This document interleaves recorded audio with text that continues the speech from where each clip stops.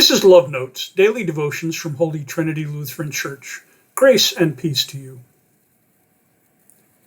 As we continue our walk through the book of Job, we've left Job and his three friends sitting in silence. No one's saying a word, because sometimes in the midst of our suffering, silence is what is needed. But now Job breaks the silence in chapter 3. Job now utters his despair, his abandonment. He begins by saying, "Let the day perish in which I was born, and the night that said a male is conceived, let that day be darkness. May God above not seek it, or light shine on it." In other words, I wish I'd never been born. The suffering has overwhelmed Job to the point where not existing is preferable to existing at all. Job curses his birth, his existence, but he doesn't curse God. His suffering is being felt as abandonment. Job senses chaos has entered his life. At verse 11, he says, "Why did I not die at birth? Come forth from the womb and expire. Why were the knees to receive me, or breasts for me to suck?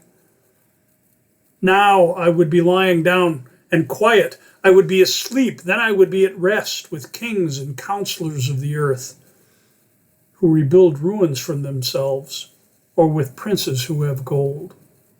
There's two things being held in tension here. The chaos that comes from being born into a world and having no meaning or purpose in it.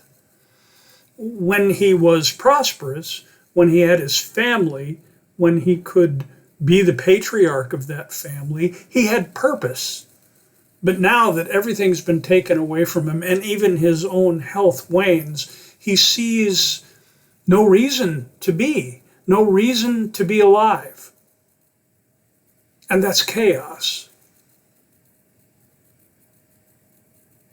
The second thing he wonders is, if I was born into the world and now I died, then at least I'd be with the kings who sleep with their ancestors. At least I would be with the counselors of the earth who have no more. At least I'd be somewhere. Now, this isn't a Christian conception of heaven. This is the Hebrew scriptures and the wisdom tradition, which are not convinced that we should look too much beyond our earthly life for the answers to our questions.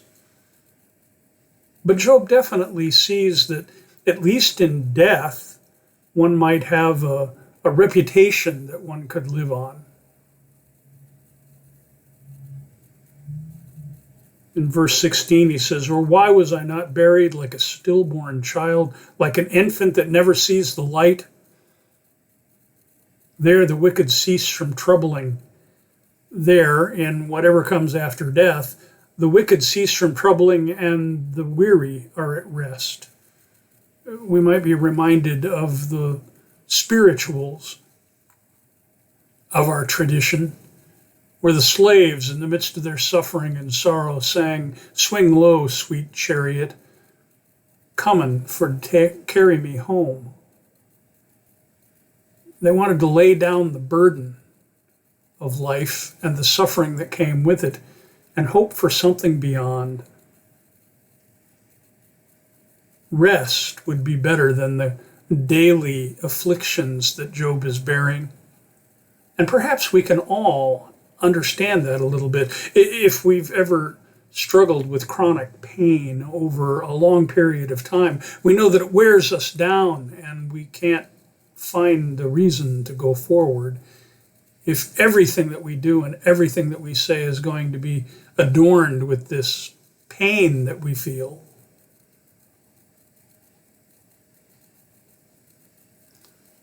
Job asks the question, why is light given to one in misery and life to the bitter in soul who long for death, but it does not come? Have you ever longed for death? Have you ever known someone who longs for death? This isn't a suicidal thing, although perhaps it gives us some light into the depth of suffering that can make one question whether they can go on. No, Job is not contemplating ending his own life. He's asking the question, why go on? And can I get rest? Can I get rest from God?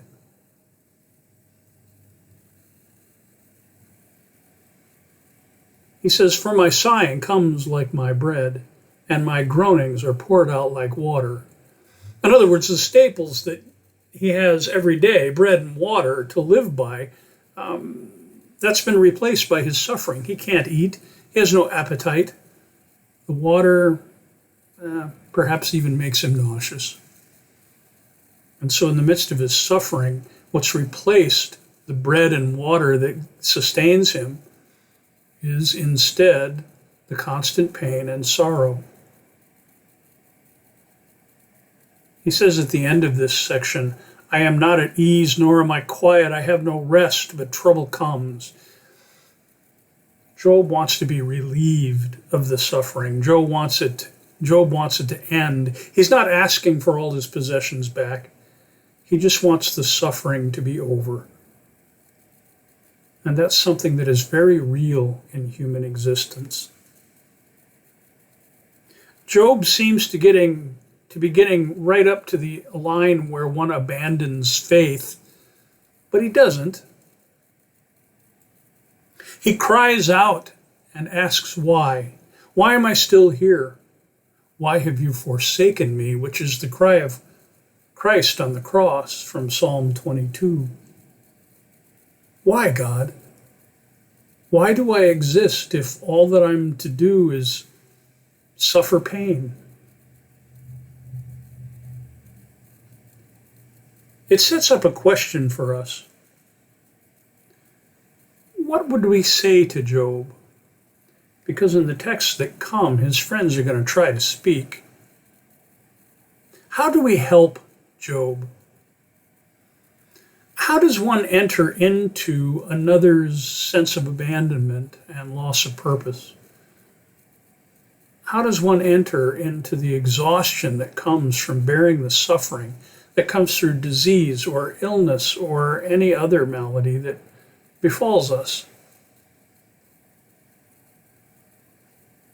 What is it that we need when that describes our situation? Job cries out, why? Do we have an answer? Amen.